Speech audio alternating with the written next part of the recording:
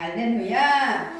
삶 가운데 경험되어지는 여러 가지 일들이 있지요. 우리가 살아가는 과정 속에서 그렇게 여러 가지 일들이 있지만 그 가운데에서도 정말로 뜻밖의 일들을 경험하는 것만큼 우리를 당황스럽게 하는 것도 없지 않아 있을 것이다 라는 것입니다.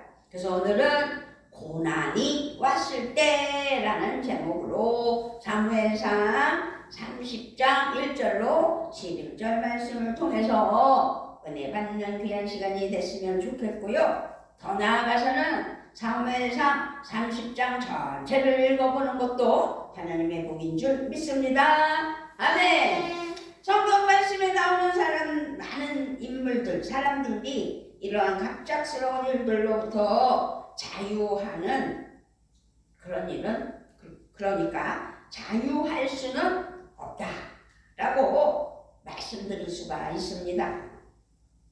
아무리 믿음이 좋은 사람이라도 이러한 예기치 않은 일들이 있었으며 그 일들을 해결해야만 하는 것이 우리의 삶이고 경험이고 인생이지요. 그렇기에 중요한 것은 그 일이 일어났는지의 여부가 아니라 그러한 일들 가운데 과연 우리는 어떤 삶의 모습으로 살아가야 하는가가 아주 더욱 중요한 부분이라 할 수 있는 것입니다. 지금 현재 대한민국을 바라보면서 우리가 대한민국 사람으로서 우리 나라를 위해서 기도하지 않으면 안 된다는 사실을 또 기억해야 될 줄 믿습니다. 이 혼란스럽고 어처구니 없는 일들이 지금 일어나고 있는 사실이 아니겠습니까? 대통령을 위해서 기도해야 되고 어떤 당이냐 그게 중요한 게 아니에요. 나라가 든든히 살아가는 은혜가 있어야 되기 때문에 나라의 수장을 일단은 우리를 위해 세우신 하나님의 은혜로 나라를 세워나갈 대통령을 참이 묵살시킬 수는 없는 것을 참으로 기억했으면 좋겠습니다. 여기서 다윗 이야기가 바로 그러한 의미에서 중요하게 다가온 말씀이다 라고 할 수 있는 것을 볼 수 있습니다. 다윗이 블레셋으로 사울 왕을 피해서 시글락이라는 곳에 마을의 터를 잡고 함께한 군사는 600명이라고 그렇습니다. 그렇게 600명과 가족들이 함께 그곳에서 어디서요? 시글락이라는 곳에서 살아가게 되었습니다. 그런데요, 정말 예상치 못한 일이 또 생기게 된 것입니다. 다윗이 부하들과 함께 전장에 나갔다가 사흘 만에 돌아왔는데 기가 막힌 일이 벌어진 거죠.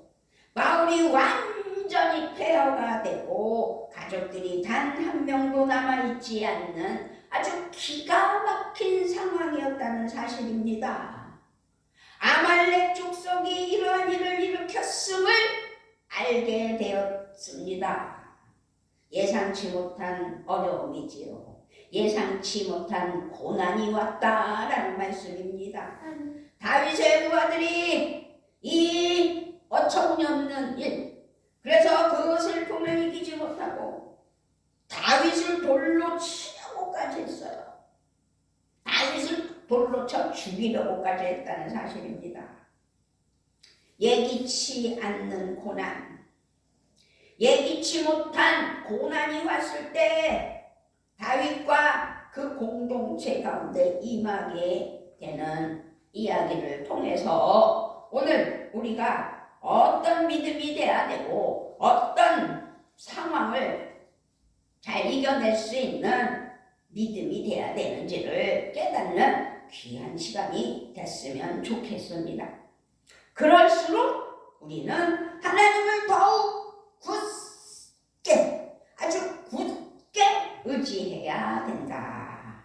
다윗이 이러한 예기치 않는 시련이 다가왔을 때 가장 먼저 한 것은 바로 믿음을 더욱 하는 이야기입니다. 6절입니다. 6절. 자, 시작. 백성들이 자녀들 때문에 마음이 슬퍼서 다윗을 돌로 치자 하니 다윗이 크게 다급하였으나 그의 하나님 여호와를 힘입고 용기를 얻었더라. 그의 하나님 여호와를 힘입고 용기를 얻었다는 거죠. 그렇게 다윗은 자기가 믿는 주 하나님을 더욱 굳게, 아주 굳게 의지하였다. 힘입어 하나님을 의지하고 용기를 가진 거죠.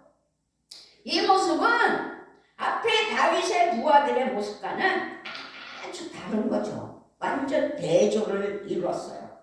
다윗의 부하들은 지금 그 슬픔을 이기지 못하여서 원망하며 다윗을 돌로 치려까지 했지만 여기서 느끼는 우리의 믿음은 자신을 돌아봐야 돼요. 지금 이 다윗과 함께한 사람들 600명과 그 가족들, 그런데 지금 이 부하들은 그대로 느낀 감정을 그대로 억울한다는 생각이 들었기 때문에 반응했다는 것이죠. 다윗은 기뻤겠어요? 다윗은 더 당황하는 거예요. 더 기가 막힌 사건을 맞이한 거예요. 그런데 지금 이 다윗의 부하들은 그 슬픔을 이기지 못했어요. 원망으로 돌렸어요. 다윗에게로. 그래서 다윗을 돌로 쳐서 죽이기까지 하려고 했던 거죠. 다윗은 더 슬픔과 기가 막힌 사건 속에서 화가 넘쳤을 것입니다. 그런데도 다윗은 그 감정에 자신을 내어주지 않고 오히려 곰곰이 생각합니다. 자기를 돌로 치려는 백성들에게, 부하들에게 화를 내지 않았어요. 그리고 자신이 해야 할 일은 6절 말씀처럼 백성들이 자녀들 때문에 마음이 슬퍼서 다윗을 돌로 치자 하니 다윗이 크게 다급하였으나 그의 하나님 여호와를 힘입고 용기를 얻었더라. 다윗은 자기가 믿는 하나님을, 우리가 믿는 하나님을 더욱 굳세게 의지하고 믿어서 용기를 가졌다는 거죠. 그러므로 우리는 하나님, 어려운 고난이 왔을 때 하나님을 더 의지하는 믿음이 필요하다라는 것을 지금 다윗을 통해서 배워야 될 줄 믿습니다. 지금 다윗은 그 감정에 자신을 내어주지 않았다고 말씀드렸어요. 오히려 곰곰이 생각했다고 말씀드렸어요. 자신이 해야 할 일은 더욱 하나님을 의지하는 일이라는 결론을 내렸다는 것이지요. 예기치 않은 시련은 삶 속에서 다가옵니다. 우리에게 드는 감정들이 정말 걷잡을 수 없이 다가오게 됩니다. 이러한 감정이 드는 것 자체가 잘못된 것은 결코 아니지요. 아니, 여행 갔다 오던 비행기가 공항에 내려야 되는데 새가 날개에 들어가서 엔진에 이상이 생겨서 비행기가 내리지 못하고 조심스럽게, 지금 그 사건을 우리는 생각해 볼 때 너무 기가 막힌 것 아니겠습니까? 자연재해요. 새로 인하여서 어이없는 일이 벌어졌고, 그런데 조종사는 그럼에도 불구하고 살리려고 최선을 다해서 활주로를 내려서 미끄러져 가고 있을 때 그 장벽 같은 벽이 있을 줄은 누가 알았겠습니까?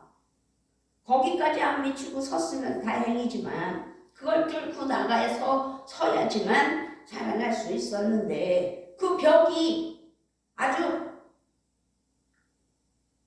기가 막힌 일이죠. 그래서 불타서 다 죽었다는 사실, 단 2명만 살았다는 사실, 이것이 바로 예기치 않은 시련이요 우리에게 드는 슬픔 일들이 일어나는 사실입니다.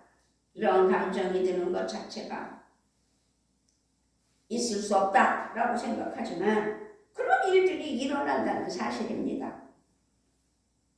그런데요, 슬프고 억울하고 분한 그 자체가 잘못된 것은 결코 아니죠. 고통의 순간을 직면하여 그러한 감정에 휩싸이는 것이 중요한 게 아니라 무엇보다 먼저 우리가 해야 할 일은 바로 믿음으로 자신을 작동시켜야 된다는 사실입니다. 믿음이야말로 그 예기치 않은 고난, 그 예기치 못한 환난, 그 예기치 못한 억울함 속에서 우리를 가장 선한 길로 인도해 줄 수 있다는 사실을 우리가 그래서 신앙인이고 그래서 그리스도인이고 그래서 예수 믿고 구원받은 하나님의 사랑하는 자녀들이다 라고 말할 수 있는 것입니다. 물론 그렇게 믿음을 작동시켜 주님을 의지한다고 해서 항상 그 결과물이 우리가 원하는 방향으로 가는 것은 결코 아니겠지요. 그렇지만 우리가 원하지 않는 결과가 있다 할지라도 그 결과를 통해 하나님께서는 우리가 생각지 못한 또 다른 선한 인생의 길로 우리를 인도해 주신다는 믿음이 필요하고 확신이 필요하고 그래서 굳게 하나님을 의지해야 된다라는 말씀을 드리고 싶습니다. 시편 56편 3절로 4절 말씀을 보면 두려움이 온통 나를 휩싸는 날에도 나는 오히려 주님을 의지합니다 라고 고백하는 걸 볼 수 있습니다. 나는 하나님의 말씀만 찬양합니다 라고 하는 말씀을 볼 수 있습니다. 내가 하나님만 의지합니다 라는 말씀을 볼 수 있습니다. 나에게는 두려움이 없습니다 라는 것을 볼 수 있습니다. 우리가 평상시에 시편 말씀을 많이 묵상하고 읽고 또 읽고 가슴에 새기면 하나님께서 힘을 주십니다. 그래서 하나님을 의지하고 힘을 얻는 은혜의 삶이 돼야 될 줄 믿습니다. 아멘. 하나님의 시선, 하나님을 의식하는 것을 잃어서는 안 됩니다. 이렇게 다윗이 그 상황 속에서 하나님을 더 의지하며 기도하였을 때 다윗은 응답을 받게 되었고 바로 그의 부하 600명과 함께 아말렉 군대를 뒤쫓게 되는 은혜가 나타나는 거예요. 9절입니다. 9절 이에 다윗과 또 그와 함께한 600명이 가서 부솔 시내에 이르러 뒤떨어진 자를 거기 머물게 했으되 이후에 나오는 내용에서 굉장히 당황스러운 말씀이 또 나와요. 10절입니다. 10절 곧 피곤하여 부솔 시내를 건너지 못하는 200명을 머물게 했고 다윗은 400명을 거느리고 쫓아다니라. 이 당황스러운 말씀, 당황스러운 점은 부하들 중 나고작 200명을 그냥 쉬게 해주었다는 사실입니다. 피곤하여 부솔 시내를 건너지 못하는 200명을 머물게 했고 다윗은 400명만 거느리고 아말렉을 쳐부수려고 쫓아갔다는 이야기예요. 지금 이 600명은 전쟁에 나갔다가 돌아온 상태였어요. 그런데 돌아와 보니 가족들이 다 없어지고 난리 버거지가 난 거잖아요. 그러한 다시 아말렉을 추격해야 하는 상황이었다는 사실입니다. 그래서 다윗은 그렇게 지쳐있는 부하 200명을 부솔 시내에서 쉬게 하고 400명만 거느리고 아말렉을 계속해서 추격해 나가는 것을 볼 수 있던 것입니다. 그런데 지금의 이 상황은 그냥 보통의 전쟁 상황은 아니라는 사실입니다. 아무리 체력적으로 힘든 상황이라 할지라도 200명을 쉬게 할 수 있는 상황이 아니잖아요. 그런데 그렇게 200명을 쉬게 했다는 사실이지요. 거기다가 또 11절을 읽어볼까요? 시작! 무리가 들에서 애굽 사람 하나를 만나 그를 다윗에게로 데려다가 떡을 주어 먹게 하며 물을 마시게 하고.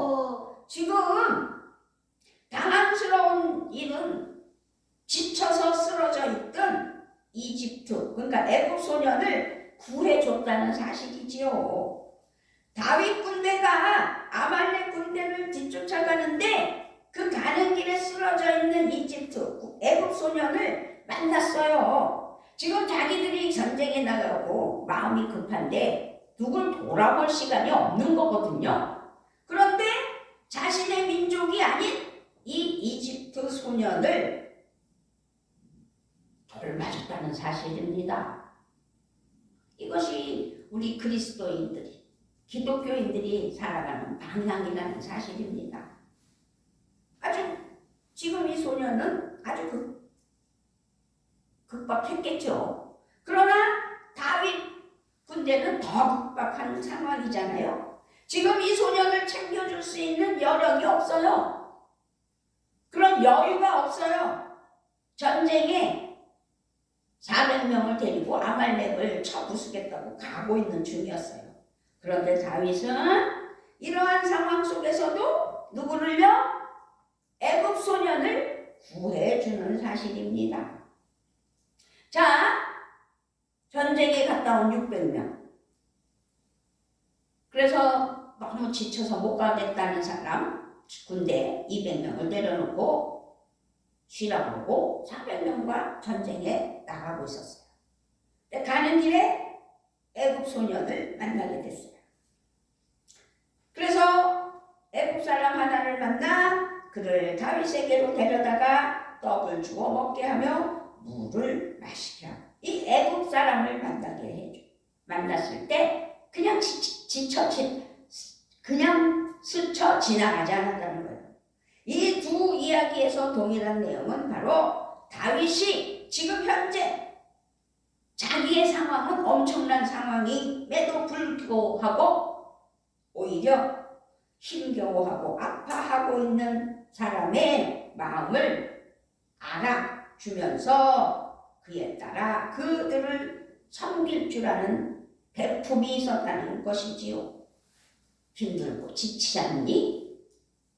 전쟁 갔다 와서 너무 힘들지? 그러면 요번 전쟁은 가지마. 그래서 200명을 내려놓고 가는 길에 애굽 사람을 만났는데 그 애굽 사람에게 떡을 주어 먹게 하며 물을 마시게 하고 살게 해줬다는 이야기입니다. 자, 어떻게 다윗은 이러한 상황 속에서 행할 수 있었을까? 나는 과연 그럴 수 있을까? 나를 한번 생각해 봐야 되는 거예요, 자신을. 그것은 바로 다윗의 그 삶이 하나님의 시선으로 살아가는 삶이다. 하나님이 우리를 그렇게 사랑하시며 우리를 지키시는 분이라는 것을 정말로 힘입어 용기를 냈던 다윗은 그런 하나님의 마음으로, 하나님의 눈으로 모든 것을 살피며 해결해 나가고 있었다는 거죠. 그리고 하나님이 바라보는 시선으로, 나도 그렇게 바라보는 시선으로 당신의 삶을 살았다는 다윗. 더더군다나 매사에 하나님을 의식하는 삶 또한 포함되어 있었다라고 말씀드릴 수 있는 겁니다. 그런데 생각해 보세요. 하나님 생각하지 않고 하나님의 시선으로 바라볼 줄도 모르고 그저 나름대로 내 마음대로 살다가 오늘 주일날 예배드리겠다고 앉아 있는 것 자신을 생각해 봐야 돼요. 어떻습니까? 한 주간 어떻게 살았습니까? 우리는 하나님의 눈길, 하나님이 바라보는 시선, 그것이 꼭 필요해요. 그래서 하나님을 의식할 줄 아는 삶이 필요하다는 거죠. 그것은 시련 속에서 어떻게 우리의 삶이 변할 수 있는지의 결정을 하나님 안에서 짓게 되는 것이라는 사실입니다. 그렇습니다.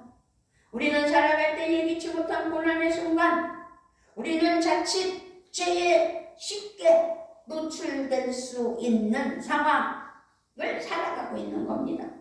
그래서 하나님을 더욱 굳건히 의지해야 하며 그 의지함을 통해 우리는 모든 상황 속에서 하나님의 시선으로 바라보며 나도 하나님의 시선의 눈길로 행동할 수 있는 믿음의 삶이 되어야 된다는 사실이지. 지금의 현실, 지금의 대한민국의 상황, 그 모든 것을 하나님의 시선으로 바라보며 살아간다면 누굴 원망할 게 있고 누구를 잘못됐다고 얘기할 수 있겠습니까? 그 상황 자체를 하나님께서 해결해 주실 것이라는 믿음이 더 필요한 것입니다. 아말렉 군대는 자신들이 싸움에서 승리했다고 생각했을 것입니다. 그래서 흥청망청 잔치를 벌이고 있었던 사실입니다. 그래서 다윗의 군대는 너무나 손쉽게 아말렉 군대를 물리치는 대단한 하나님의 은혜의 역사가 있었던 것입니다. 우리는 11절까지 본문 삼았지만 21절과 22절에 보면 다윗의 부하들은 이러한 대승의 기쁨을 안고 아말렉으로부터 빼앗은 가축들을 앞세우면서 다윗의 전리품이다 라고 외치며 다윗을 지켜 세우는 모습도 볼 수 있습니다. 그런데 여기서 한 가지 문제가 발생된다는 사실을 또 기억했으면 좋겠습니다. 아멘. 아멘.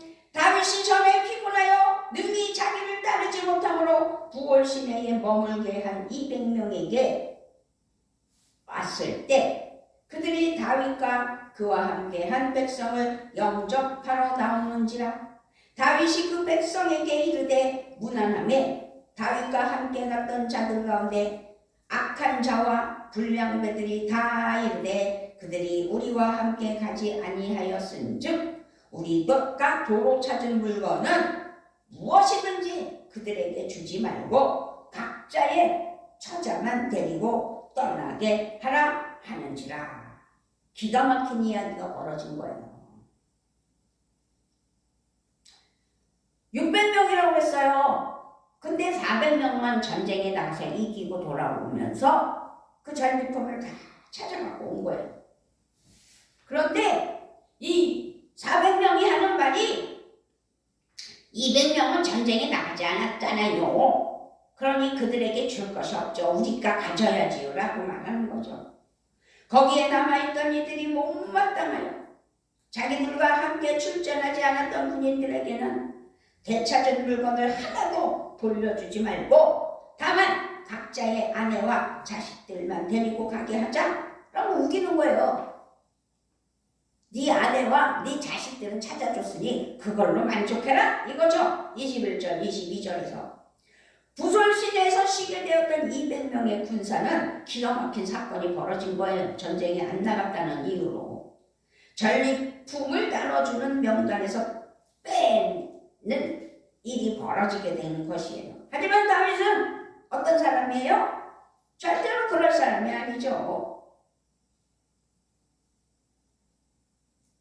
22절, 23절에서 다윗이 이르되 나의 형제들아 여호와께서 우리를 보호하시고 우리를 치러 온 그 군대를 우리 손에 넘기셨은즉 그가 우리에게 주신 것을 너희가 이같이 못하리라. 이 일에 누가 너희에게 듣겠느냐? 전장에 내려갔던 자의 분깃이나 소유물 곁에 머물렀던 자의 분깃이 동일할지니 같이 분배할 것이니라. 여기 말씀 가운데 특이한 점은 주어가 바로 여호와 하나님이라는 거죠. 전쟁에 나갔던 우리가 아니라 하나님께서 해주셨다라는 것을 굳게 믿고 있는 다윗을 발견할 수 있습니다. 여호와 하나님께서 우리를 지켜주시고, 그러니까 여호와 하나님께서 우리에게 쳐들어온 습격자들을 우리의 손에 넘겨주셨다. 그래서 우리가 아말렉을 다시 쳐 부수고 다 찾아왔다. 그런 확신에 찬 믿음이지요. 그러니까 전쟁에 나갔던 사람, 안 나갔던 사람이 중요한 게 아니에요. 이것은 주님의 은혜로만 된 것이지 우리가 무슨 잘나서 우리의 힘과 노력에 의한 것이 아니라 하나님께서 인도해 주셨고 하나님께서 전쟁에서 이기게 한 것이다 라고 다윗은 굳건하게 이야기하는 겁니다. 우리는요 기억해야 돼요. 우리에게 살아가면서 예기치 않는 고난이 있어요. 문제도 있어요. 그렇지만 그 고난에서 벗어나게 되었을 때 우리는 무엇보다도 우리 가운데 역사하시는 하나님의 은혜를 항상 인식해야 돼요. 기억해야 돼요. 그리고 하나님의 품성으로, 하나님의 시선으로 모든 삶을 살아가야 돼요. 우리가 만약 하나님의 은혜를 기억하지 않는다면 그 일들을 해결해 나가는 주체가 내가 되어버리는 거예요. 내가 하는 무슨 대화를 해도 내가 하는 사람이 있어요. 내가 뭐 누구를 어떻게 했고 내가 어떻게 봉사를 했고 내가 그거 다 소용없어요. 그런 사람일수록 가짜가 많아요. 신실하지 못해요. 아주 교묘하게 교활하게 뱀같이 가짜로 살아가는 자신을 깨닫지 못하는 것을 직접 목격하고 봤어요, 제가. 그렇기 때문에 우리는 하나님의 은혜를 기억하지 않으면 안 됩니다. 아멘? 그 일들을 해결해 나가는 주체를 자기 자신으로 삼을 수 있다는 사실을 기억하고 영적 타락이 된다는 사실을 기억하고 바른 신앙이 되어 하나님을 의지하여 굳건한 믿음으로 하나님의 시선을 의식하며 내가 하나님의 시선으로 바라보는 삶이 되어야 된다는 사실을 잊지 않아야 될 줄 믿습니다. 아멘. 사도 바울은 이러한 하나님의 은혜에 대한 인식을 엄청 아주 대단히 분명히 하며 살아갔다는 사람이라는 사실을 말씀드립니다. 고린도전서 15장 10절에서 그러나 나는 하나님의 은혜로 오늘의 내가 되었습니다. 그러나 이렇게 한 것은 내가 아니라 나와 함께 하신 하나님의 은혜입니다 라고 고백하는 사도 바울을 볼 수 있습니다. 하나님의 사람은 하나님의 말씀으로 우리의 삶을 어려운 가운데서도 지켜줬다는 사실을 기억해야 됩니다. 우리가 어떻게 대처하고 살아가야 하는지를 가르쳐 주셔서 우리가 할 수 있도록 인도하시는 하나님이시기에 내가 했다고 착각해서는 안 될 줄 믿습니다. 아멘. 하나님을 더욱 그렇게 합시다. 하나님의 시선으로 늘 살아갑시다. 하나님의 은혜를 기억해야 될 줄 믿습니다. 아멘. 분명 그렇게 살아가는 게 쉬운 일은 아닙니다.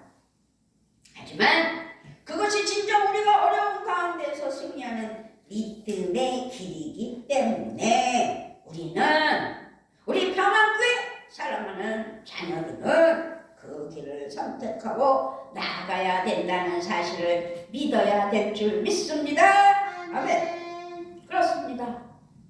주님께서 반드시 지켜주십니다. 주님께서 반드시 이겨내게 해 주십니다. 주님께서 풍성한 은혜를 부어 주십니다.